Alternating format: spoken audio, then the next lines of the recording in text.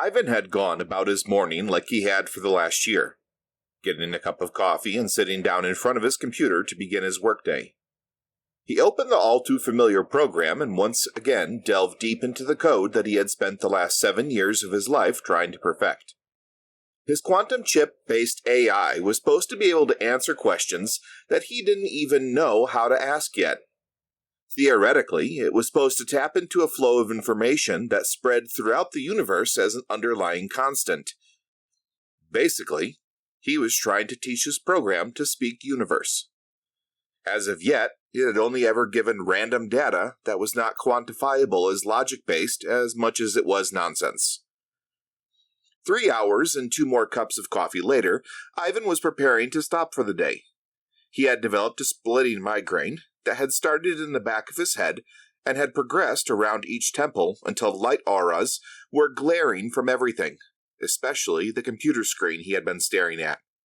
He finished typing the last sequence of the part of the code he had been tweaking and closed his eyes, trying to plead with the migraine to relent for just a moment so he could shut everything down. When he opened his eyes once again, the code began to swirl and wobble on the screen, as if his screen had been made of water. "Well, I'm done," Ivan said aloud to himself. He got up from his desk and made his way towards the couch in his office. It was the closest place to lay down, and the migraine became much more intense when he stood up. Ivan lay with a pillow over his eyes, trying to block out the light from the windows. This was the worst migraine he could remember, and didn't seem to be slowing down.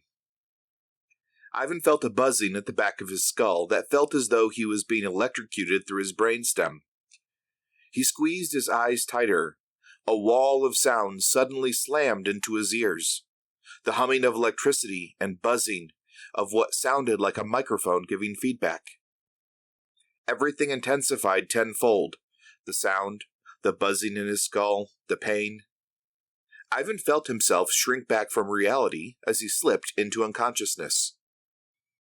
A dream unlike anything he had ever thought of before played in his mind.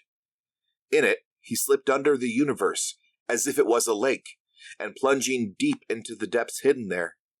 Ivan sank in the under-universe lake until he saw the surface of the lake rising up from below him, like he was falling upwards instead of sinking. He burst through the surface and woke up with a start. Ivan lay with his eyes held tight for a moment, mentally investigating his head, which no longer seemed to be affected by the migraine, much to his grateful surprise. He breathed hard and rubbed his watery eyes before opening them slowly, still cautious of setting the migraine in motion once again. The ceiling of his office had changed. No longer was there a popcorn texture, but instead a series of tubes and wires, all painted white and crisscrossing above him. "What the hell?" he said out loud, growing confused. He sat up with a jolt, realizing that he was not in his office. "What the hell?" he shouted, his voice filled with panic. He sat inside an open tube that was cushioned like a bed. All around him were machines and screens, all showing either a version of his medical stats or code that he didn't recognize. As he surveyed the room, his eyes fell upon a figure leaning up against the counter off to his right. The figure was roughly human-shaped, but very much not human. It had green scales that covered its face, which was angular and sharp, but not in a threatening way. It wore light gray robes, or at least that was the closest word Ivan had for them. Ivan closed his eyes and took a long, slow, precise breath. With his eyes closed, he took mental stock of what he had just seen. He quickly came to the conclusion that he either was hallucinating or this was real. If he was hallucinating, then there was nothing he could do about it. If it was real, the same was true. He decided just to go with it. Ivan once again opened his eyes and turned to face the creature to his right. "I don't understand what is happening. Can you help me?" he asked, hoping that he could get a grip on exactly what was happening.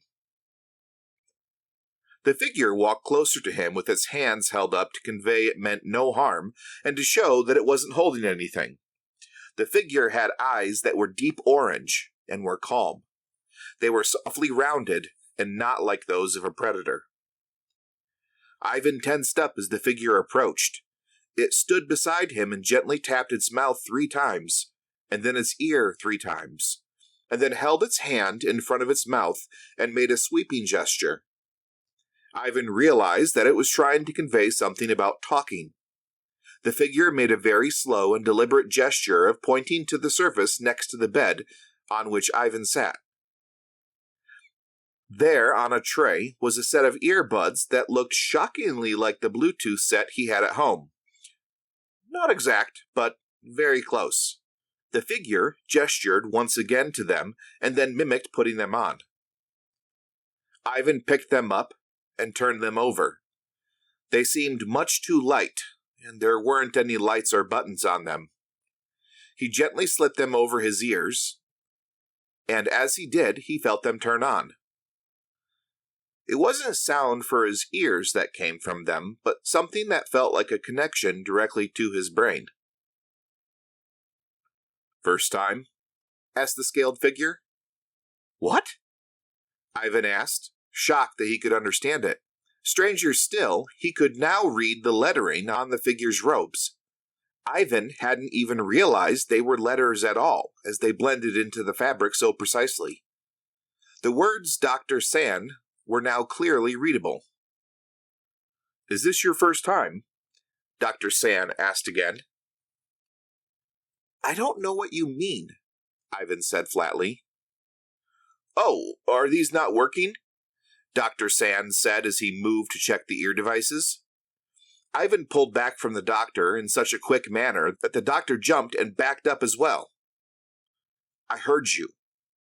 I understood you. I don't know where I am. I don't know what this is," Ivan said, slowly pointing around the room. The doctor walked back to the counter where he had been leaning a moment before and picked up a device that looked like glass, filled with light. "Are you Quan Di, expert on subspace transmissions and long-distance communications?" the doctor asked, flashing a face that Ivan decided looked mildly irritated. "No, I am Ivan Daniels, computer programmer," Ivan said, holding eye contact with the doctor. The doctor's face drooped, and the look of irritation was replaced with a look of awkward confusion. He began to tap furiously on the light screen, apparently going through a list of what was stored inside. "You aren't on this list, Ivan Daniels, computer programmer," Dr. San said, dumbfounded. "What list?" Ivan asked, his curiosity gaining the better of him. "What species are you?" Dr. San asked, eyeing him with suspicion. "Human?" said Ivan with a joking tone in his voice, as though it were a stupid question. "Thought so," said Dr. San as he pushed a button on his glass. Immediately, a shimmering field of light sprung up around the bed Ivan was sitting on.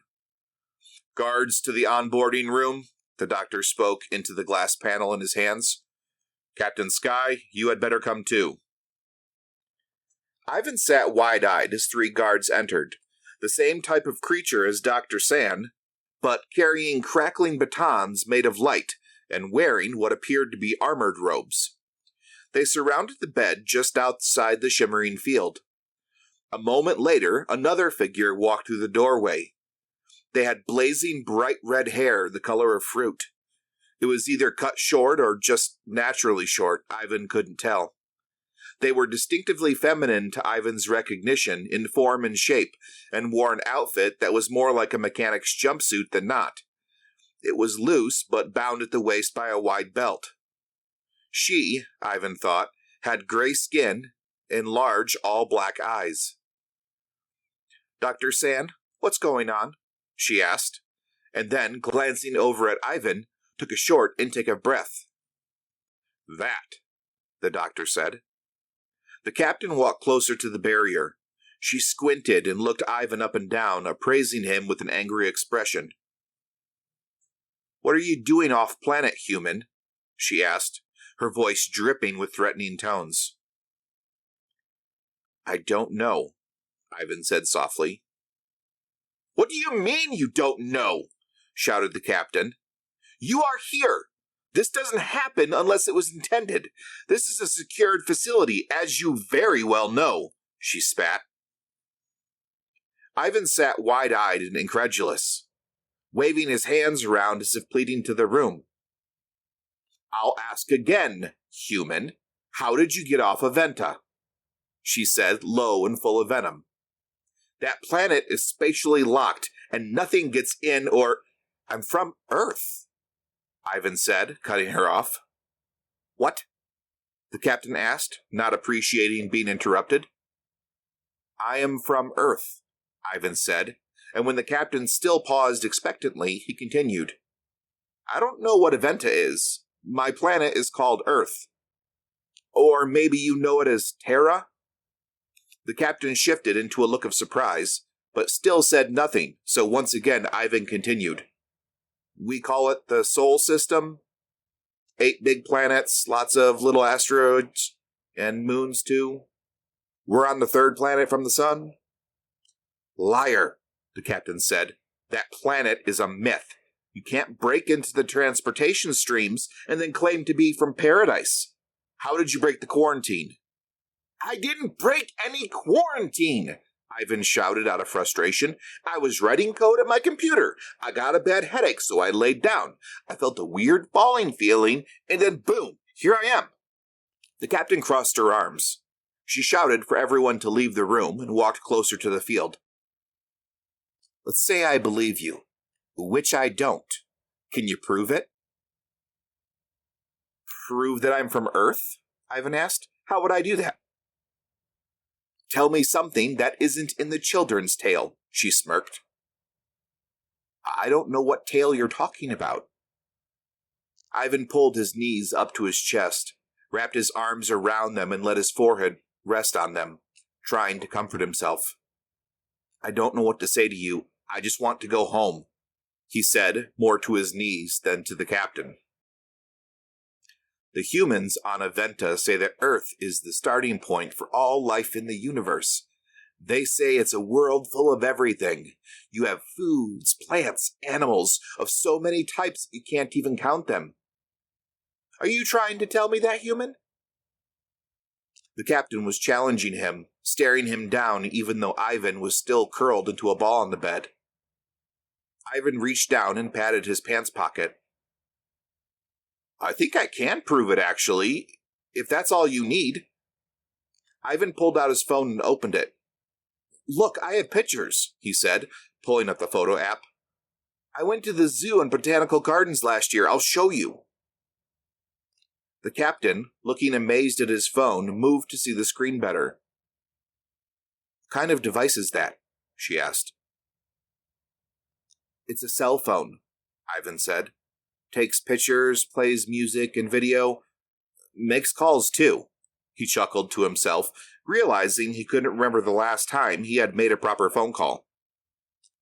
Ivan scrolled through pictures until he got to the zoo and garden trip. He showed the captain, and with each picture she became more and more bewildered. "That's impossible," she said, almost too quiet to be heard. "All of that life and diversity." The captain looked up and met Ivan's eyes. She said something breathlessly, but it didn't translate in the devices Ivan still wore around his ears.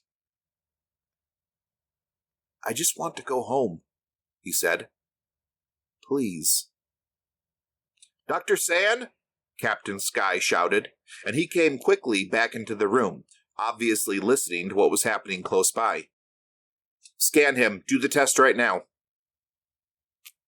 "I can't. The barrier is—" "Shut it off and go test him," she said. "He can be dangerous. He's human," Dr. Sand said, covering his mouth with his hand, forgetting that Ivan still had the translator devices. "Fine, I'll do it," she said. "Give me the scanner." Dr. Sand went to a shelf and pulled out what looked like a magnifying glass and handed it to the captain.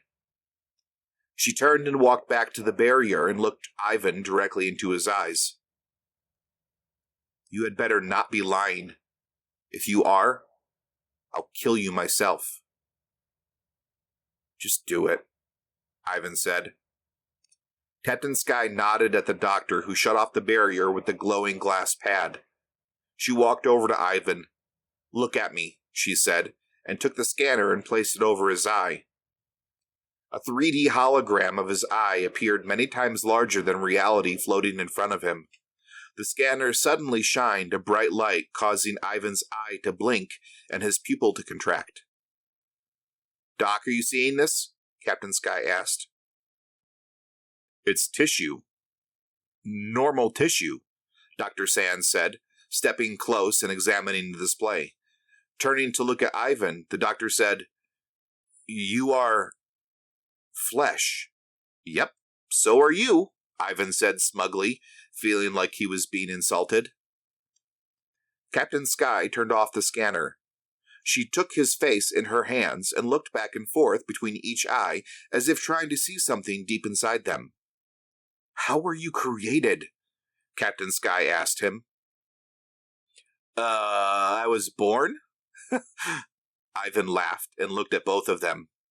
When they didn't laugh back, but still stared, he continued. Okay, my mom and dad each gave half of their genetic makeup to me. I grew from a fertilized egg inside my mom for 9 months until she gave birth to me. Still stares. I was a baby? Captain Sky didn't let go of his face. He's real, Dr. Sands said. They do exist. What does? Ivan asked, still looking into Captain Sky's large dark eyes. You. Humans that aren't synthetic. Humans that are born and genetically diverse. There's no such thing as a synthetic human, Ivan said. He cleared his throat and then said, Well, not on Earth anyway.